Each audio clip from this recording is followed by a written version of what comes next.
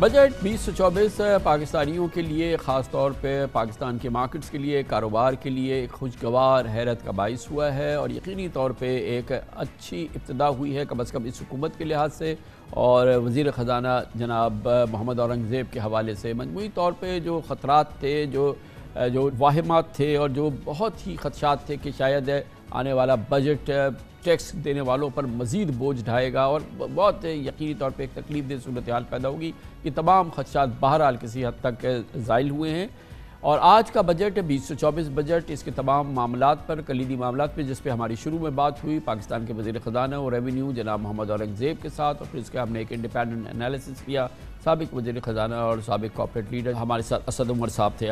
اب اس موضوع پہ بات کرتے ہیں اور بجٹ 2024 کے ٹیکسز کے معاملات پہ بات کرنے کے لیے ہمارے ساتھ ہیں محترم انور کاشف ممتاز، صدر ہے پاکستان ٹیکس بار ایسوسی ایشن کے۔ بہت بہت شکریہ انور کاشف صاحب۔ یہ فرمائیے گا کہ یہ ابھی جو بجٹ 2024 ہے، اس کے دو بڑے زبردست اہداف ہیں۔ 12,900 ارب روپے کے ریونیوز جمع کریں گے، گویا کہ تقریباً 38% اضافہ، اور ابھی ہماری فائنانس منسٹر سے بات ہو رہی تھی اورنگزیب صاحب کی، انہوں نے کہا یہ بھی ہمارا ہدف ہے کہ ہم tax to G D P ratio 13% پر لے کے آئیں گے۔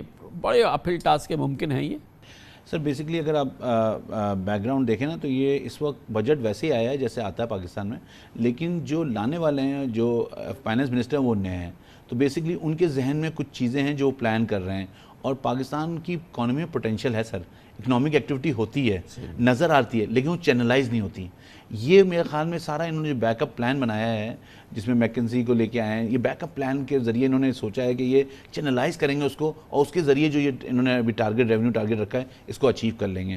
کیونکہ اس وقت جو صورتحال ہے، یہ فائنانس بل ہے، ابھی آئی ایم ایف سے بات چل رہی ہے، بہت ساری چیزیں اس میں بھی چیزیں آگے پیچھے ہوں گی، کیونکہ آئی ایم ایف بہت ساری چیزوں میں ابھی بھی ایگری نہیں ہے۔ ایک عام تاثر ہے جو ماہرین سے ہماری بات کر رہے ہیں کہ بہرحال یہ جو ہے یہ انفلیشنری پریشر بڑھائے گا، مہنگائی بڑھائے گا یہ بجٹ، اور اس حوالے سے آپ کیا ایگری کرتے ہیں کہ جو بجٹ کے مندرجات ہیں وہ دراصل ملک میں مہنگائی میں اضافے کا باعث ہوں گے، اور اگر آپ کہتے ہیں ہاں تو اس کی کیا وجوہات ہیں؟ دیکھیں اس میں کوئی شک نہیں ہے کہ مہنگائی بڑھائے گا۔ جب میں یہ بات کہہ رہا ہوں تو اس لیے کہہ رہا ہوں کہ آپ نے کہا ایگزمپشنز ہٹا رہے ہیں، زیرو ریٹنگز ہم ختم کر رہے ہیں، تو جہاں بھی ٹیکس کا ایلیمنٹ آئے گا، کیونکہ سیل ٹیکس جو ہے نا پاسنگ آن ہے، وہ جاتا ہے اینڈ کنزیومر پہ۔ اینڈ کنزیومر کیا ہے؟ میں اور آپ ہیں۔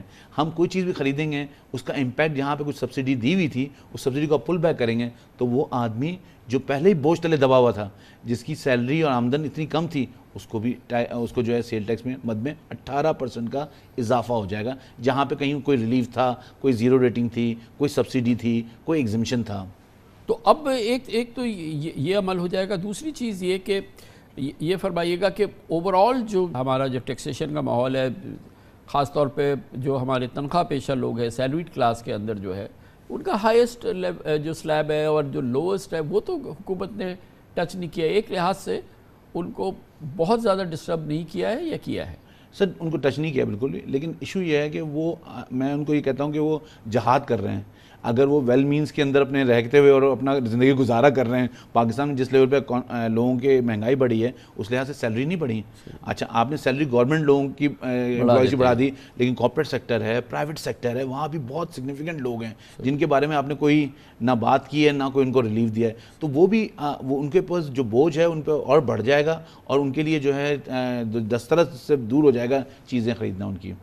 لیکن یہ کہ بہرحال جو اشیاء تعیش ہیں، گاڑیاں ہیں، الیکٹرک وہیکلز ہیں، لگژری وہیکلز ہیں، گورنمنٹ نے ان چیزوں کو تو کنٹرول کرنے کی کوشش کی ہے، خاص طور پہ زیرو ریٹنگ کے حوالے سے تمام چیزوں کے لحاظ سے۔ بالکل یہ دیکھیں ایک صحیح اقدام ہے، اس لیے کہ دیکھیں اگر میں کوئی چیز خریدتا ہوں مہنگی، تو یہ سیل ٹیکس کا بھی نظام ہے، کنزمپشن بیسڈ ٹیکس ہے، آپ زیادہ مہنگی خریدیں گے you have to pay tax. تو یہ ایک انٹینٹ دکھایا ہے گورنمنٹ نے، اور وہ انٹینٹ کس طرح عمل ہوتا ہے، اس میں کہیں بیچ میں کسی اسٹیج پہ کوئی ودرول نہ ہو جائے، کوئی پریشر آ جائے۔ سر کاشف بھائی، امپورٹنٹ بات یہ سب سے بڑی ہر چیز کی جو پلر ہے وہ ہے ہمارا ایف بی آر کا نظام۔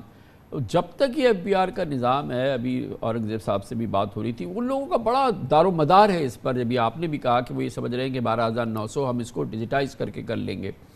وہاں پر جو اگر واقعی بہتری آ جاتی ہے تو یہ تو پھر ایک گیم چینجر ہوگا نا، اگر ہو جائے، مگر وہ تو منہ کو لگا ہوا ہے، یہ تو روزانہ کا کروڑوں اربوں روپے کا سرمایہ جو ہے، تو یہ اس کو منہ سے چھڑانا اور پھر اس کو ڈیجیٹائز کرنا اور ہیومن انٹریکشن ختم کرنا تو اب پھر ٹاسک ہوگا، لیکن اگر ہو گیا تو پھر سر دیکھیں اگر یہ چیز کھل گئی اور یہ چیز ہو گئی تو پاکستان کا پھر ٹرننگ بیک نہیں ہے. آپ کی اکانومی میں اتنا پوٹینشیل ہے کہ آپ کو اس کا اندازہ ہی نہیں ہے کہ کتنا پوٹینشیل ہے. بیکاز ہم اگر آپ کو دیکھیں کوئی میپنگ کریں تو اکنامک ایکٹیویٹی کتنی مہنگائی کے باوجود بھی کتنی برے حالات کے باوجود چل رہی تھی. اب جو بات ہے نا FBR ایک ادارہ ہے, بالکل ادارہ ہے گورنمنٹ کا, اس میں خرابیاں ہیں, بہت ساری خرابیاں. ایشو یہ ہے کہ اس کو نہ امپلیمنٹ کرنے کے لیے اور دوسرے لوگوں کے سٹیکس بہت ہیں. وہ جو سٹیکس ہیں نا وہ اگر پل بیک کر لیں گے آپ تو FBR تو دیکھیں اگر تھوڑے دن ریزسٹ کرے گا لیکن اس کے بعد اس کو ماننا پڑے گا, بیکاز وہ تو گورنمنٹ کے امپلائیز ہیں, ان کو تو ماننا پڑے گا. لیکن ایک ایسا سیگمنٹ ہماری سوسائٹی میں, آپ نے کہا کہ خالی FBR کیا ہی انٹرسٹ نہیں ہے, وہ تو ٹیکر ہے مگر گیورز بھی ہے. ایبسلیوٹلی گیو اینڈ ٹیک سے کام چل رہا ہے. اور ہمارے یہاں لوگ اب دیکھیں ہم پہلے ہی ڈیجیٹلائزیشن لیٹ ہیں, اور ہمارے یہاں اب ایک نیا ٹینڈنسی آ گئی ڈیلے کرو.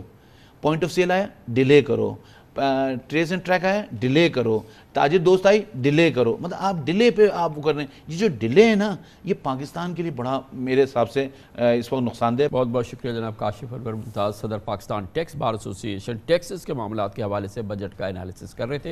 اس کے ساتھ ہی ہمارے آج کے پروگرام کا اختتام ہوتا ہے. کل آپ سے پھر ملاقات ہوگی انشاءاللہ. کل تک کے لیے کامران خان کو اجازت. اللہ حافظ و ناصر.